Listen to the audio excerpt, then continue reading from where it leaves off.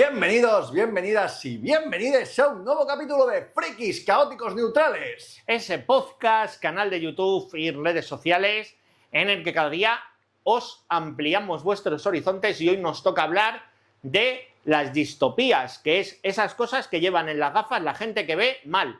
Esos son dioptrías. Bueno, cada uno que me entienda como quiera. Eso. Vamos a dar unas pequeñas recomendaciones, unas pequeñas pinceladas o cosillas que nos gustan a nosotros de este género que viene a ser ese futuro, pero entendido un poquito regular. Bueno, es más bien como el presente que estamos viviendo ahora.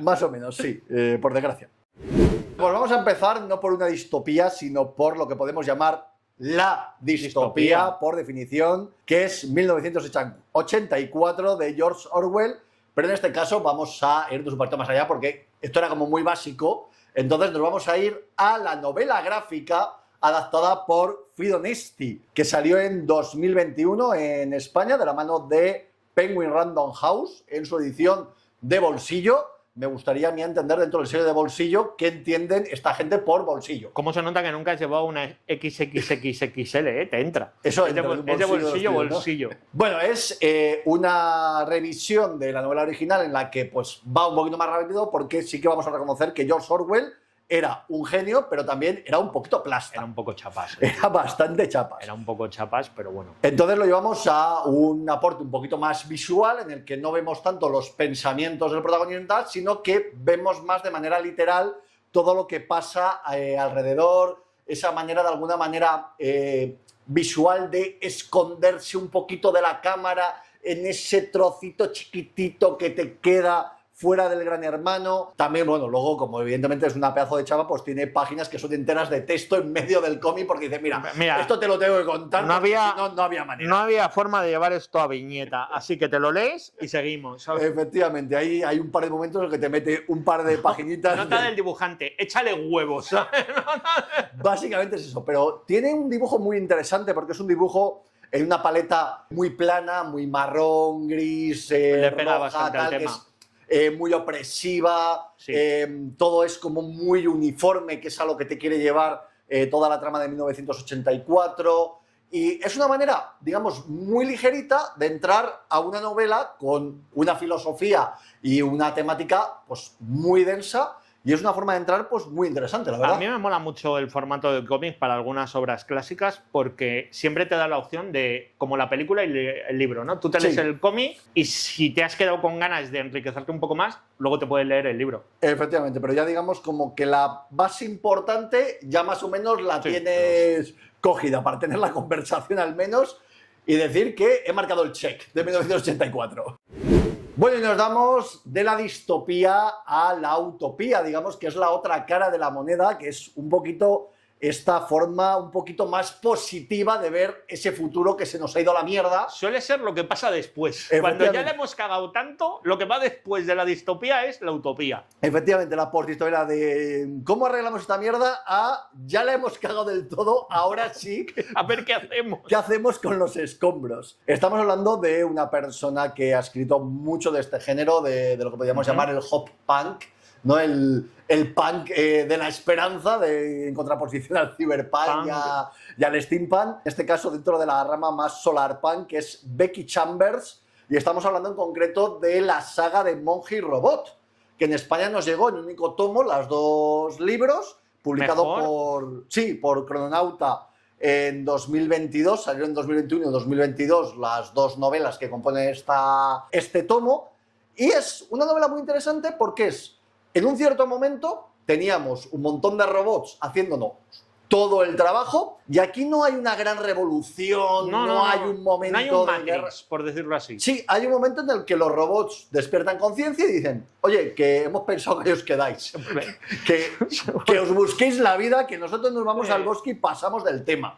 Que me he cansado de trabajar. Sí, tal cual, es como de paso de vuestra movida. Y esto es un momento en el que después de cientos, incluso miles de años de este momento traumático, la sociedad ya se ha reconstruido y se ha reconstruido sobre un sistema muy ecologista, muy de economía circular, muy de una economía en la que todo funciona a base de, digamos, de favores. Sí. Yo te ayudo con esto, tú me ayudas con otra cosa. Y Muy además, espiritual. sí, todo. es muy filosófico porque empieza con un monje que vive en la ciudad y en este momento su gran problema, o sea, imagínate que todo el mundo no tiene muchos problemas porque su gran problema es que nunca ha oído a los grillos. Y el tío se obsesiona y entonces se convierte en un monje del té, que es que tú te montas una carreta con tés, te vas por los caminos y los campos, entonces tú te paras, la gente viene, le pones un té y hay gente que solo se toma el té tranquilito, hay gente que te cuenta su vida, es una especie de psicólogo. Sí, pero sí que lo pensaba, que es un poco como cuando un amigo o una amiga te llama Sí. y te tomas un café, y lo mismo puede ser hablar chorradas o te cuenta la última que le ha liado su expareja. Efectivamente, o simplemente os tomáis un té en silencio y él decide el té que mejor te viene en ese momento, es parte un poco de la filosofía que te trata esto, es decir, el té que le viene bien a esta persona. Es Entonces, la evolución de los cafés de especialidad, ¿sabes? El futuro está gobernado por baristas. efectivamente. Bueno, es una novela, bueno, dos novelas en este caso que nos llegan juntas muy filosóficas porque dentro de este camino se encuentra un robot que viene a hacer una pregunta y a tener un propósito de vida que es descubrir, y esto le pregunta a este monje, ¿qué necesitáis los humanos? Y claro, es una pregunta que es un poquito más compleja porque es, o sea, ¿qué necesito yo? ¿Qué necesita la humanidad como conjunto? ¿Qué necesita la humanidad en el futuro, ahora? O sea, es una pregunta que tiene tantas variables y se dedica a preguntárselo a todo el mundo con el que se va cruzando y tienes, digamos, estas conversaciones y este camino entre el monje y el robot juntos, que la verdad crea una novela con una filosofía súper interesante, súper recomendada, súper cozy, súper tranquilita y nos demuestra que se puede hacer una gran novela de ciencia ficción sin conflicto.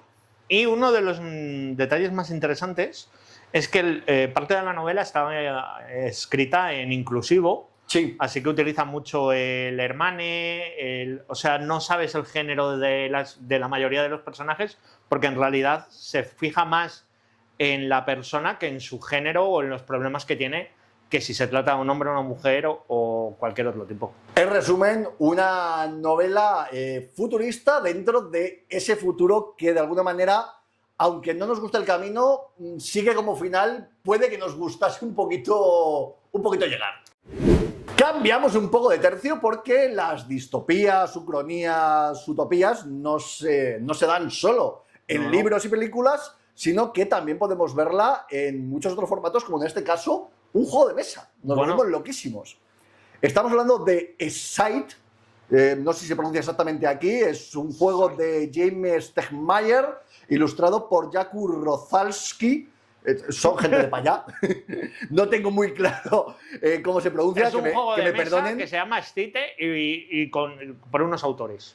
Es un juego de mesa curioso porque la mayoría de la gente pensaría que tú primero creas un juego de mesa con un lore y luego llamas a un ilustrador para que te lo dibuje. No. Esto es que Jamie vio las ilustraciones de Jakub, que eran gente, digamos, agricultores cultivando un campo y en el fondo había oxidado una máquina gigante de guerra loquísima y dice, necesito explorar qué es esta movida, y nos traslada a un mundo justo después de la Primera Guerra Mundial, en el que la Guerra Mundial es un poquito distinta, ubicado sobre todo en Unión Soviética, Europa del Este, un poco en esa zona, Sí, en más la zona en el esta de frente Alemania. soviético. Sí, sobre todo por esa zona de Europa del Este y Rusia. Básicamente es Polonia.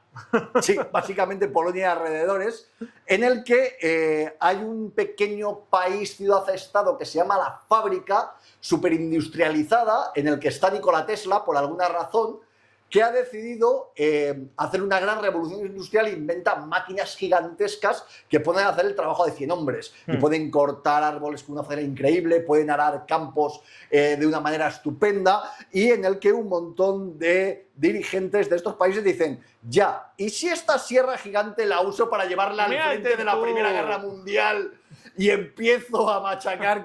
Y claro, esto Tesla le sienta mal, le crea un trauma terrible, cierra la fábrica, lo abandona todo, deja ahí toda la tecnología y se esconde. Y de repente, después de la Primera Guerra Mundial, se crea una especie de guerra fría en este momento, que estamos en paz, pero nos estamos... Pero si tú quieres, no Claro, estamos en nos paz. estamos superarmando militarmente, hay un gran control de las fronteras, dependiendo de la facción que cojas, pues una es de una gran identidad nacional, otra sí que busca un poquito la cooperación, otros son unos oportunistas que intentan encontrar esa tecnología perdida, todos quieren de alguna manera entrar a la fábrica y descubrir sus secretos para avanzar tecnológicamente en algo que armamentísticamente, esa carrera armamentística les ponga muy por delante de los demás. Y es un lore, no vamos a entrar mucho en lo que es la mecánica del juego, sino en el lore que es la parte de Es que es distopía, muy interesante. que es muy interesante y tiene un modo campaña, además, en el que te permite a los jugadores ir por el camino de paz o por el camino de guerra, pero incluso el camino de paz es ármate bien porque en algún momento esto revienta. Claro, y claro, es que igual tenemos que hacer algo todos. alguien puede escoger tener un mal día. Y vamos a otra distopía de Control que nos plantea un debate moral muy extendido dentro de este tipo de ficciones, que es un anime, en este caso, que es Psycho Pass, y en este caso además es principalmente un anime. Nació como anime original, aunque luego, en base al éxito, salió manga, salió novela ligera, pero no fue como suele ser el camino inverso de primero manga, luego anime. En este caso, primero fue el anime, y nos plantea un Japón futurista en el cual está gobernado por una inteligencia artificial que se llama Civil, que de alguna manera decide si tú tienes probabilidades o no de delinquir. No si has delinquido, sino... No, que tienes muchas papeletas. Efectivamente, ¿sabes? y en el caso de que tengas muchas papeletas, pues podemos ir desde que te metan en un pequeño centro para que te relajes, de meditación, para que hagas yoga y no estés muy estresado, a directamente meterte a la cárcel o directamente, porque tienen unas pistolitas, los policías, porque esto empieza como lo que parece un anime policíaco, y tiene unas pistolas en las cuales cuando apuntan a alguien, este sistema reconoce a esa persona y puede o no hacer nada la pistola, o aturdir, o directamente meterte... Es un poco el Día de Reyes. ¿Qué tal te has portado? Así te llega la sorpresa. Es un anime de 2012 de producción IG, que la primera temporada la dirigió Naoyoshi Shiatoni, guionizada principalmente por Gen Urubochi, que realmente plantea un dilema moral porque, te digo, empieza como una novela, bueno, en este caso un anime policíaco. Total. Te meten al típico... digamos que está fuera de la policía para complementar a la policía, crear una unidad especial, un poco de este rollo 2000ero, tal, entra muy bien y luego lo de repente... voy a hacer a mi modo. Sí, y luego de repente es como de, ¿qué queremos? Una sociedad en la que a todo el mundo le va bien a costa de que metamos la pata de vez en cuando, pero la cosa funciona, es más importante la seguridad que la libertad que la seguridad. Claro, hay un cierto momento en que esto rompe. Y claro, ahí es donde tienes que plantear, vale, ¿es mejor un sistema que es injusto en ciertos momentos concretos, pero que a grandes rasgos funciona bien y que tiene un porcentaje muy alto de la población viviendo de una manera feliz, concreta, segura? Porque la cosa de toda esta historia es que el sistema funciona. O sea, realmente tú ves la sociedad... Sí. O sea, la serie al final... el propio trama policíaca se vuelve como una investigación interna de qué estamos haciendo. O sea, lo que estamos haciendo es correcto y empiezan a buscar esas pruebas de si de 97 casos hay 3, de 100, perdón, hay 3 que no... Sí, que por seguimos lo que sea así... Claro, la cosa es que te plantea una sociedad muy utópica, que la sociedad funciona bien, ves que la gente es feliz, ves que incluso la gente que entra, porque claro, lo plantean es... Tú puedes delinquir porque empiezas a estar muy estresado, tienes malos momentos, tal, y te llevan a una zona en la que haces yoga, te separan de tu trabajo, luego puedes buscar un trabajo mejor mientras la sociedad te sostiene. Entonces dices, coño, a cierto nivel están quitando todos los problemas que generan la criminalidad en la sociedad, y de hecho la criminalidad está bajo mínimos, tal. Claro, cuando empiezas a escarbar en dónde estoy metiendo la puntilla para... donde esto no me sale bien, para que todo esto se sostenga un poquito en castillo de naipes, dices, ¿realmente merece la pena el...? Y te plantea una decisión moral, digamos, muy interesante. El que paga con su libertad su seguridad está condenado a perder ambas. Y hasta aquí este especial sobre distopías, un especial que hemos querido explorar el futuro, a veces con más esperanza y otras veces con menos. muchísimas gracias por estar ahí una vez más. Esperemos que lo hayáis disfrutado. Y, por supuesto, podéis seguirnos en redes sociales. Sí, claro, y si pensáis que nos hemos dejado alguna distopía, dejárnoslo en los comentarios, porque todo el trabajo que nos hagáis vosotros no lo tenemos que hacer nosotros. Muchísimas gracias por estar allí una semana más, un lunes más, y nos vemos el próximo lunes en el próximo capítulo. ¡Hasta luego!